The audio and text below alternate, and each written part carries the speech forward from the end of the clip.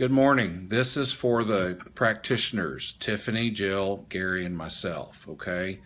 I need your help. Every single day, you have to have a running list of how many procedures you ordered, how many carpal tunnel exams you did. For me, that's every single patient that has any kind of problem with the neck, upper shoulders, or arms. I do a Tinel's and Phelan's, and if it's abnormal, I order electrodiagnostic testing so we can get them into splints, do injections, and send them for surgery. Also, it's important that every single patient's prescriptions be performed in the following way. If they are getting a long-acting medication with the current templates, that should be as directed, and I'll show you that on the computer in a second. And if they're getting a breakthrough medicine or a PRN medicine, that should say as needed, since PRN is not an option, although you can add it later on in the script. For example, anxiolytics are as needed. Antidepressants are as directed. Long-acting opiates are as directed.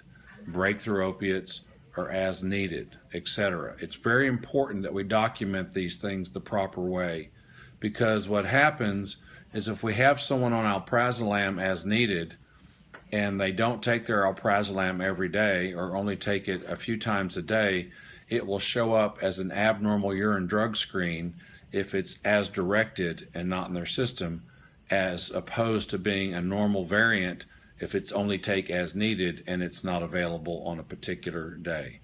Let me show you this in the system here. This is an example of meloxicam, an anti-inflammatory.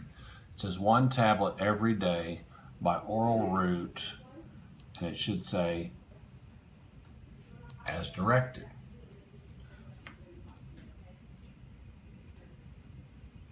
Here's a medication for insomnia, and it says at bedtime, which is appropriate. We could also add in the patient note as needed.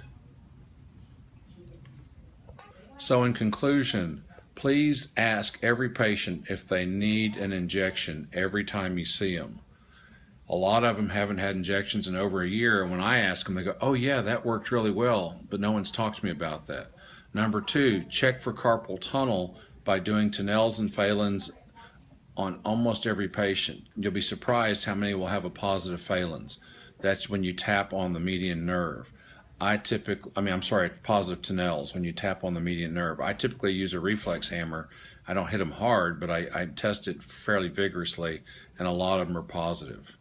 And finally, we're going to make sure we start following some algorithms regarding medications. I'll talk more about this in the future, but we really want to be pushing Movantik for anybody with opioid-induced constipation. If people have insomnia, please put the diagnosis insomnia and move the sleeping medication under that diagnosis. If people have constipation, please put drug-induced constipation as a diagnosis and put the treatment, either Amitiza or Movantik, under that. More to come.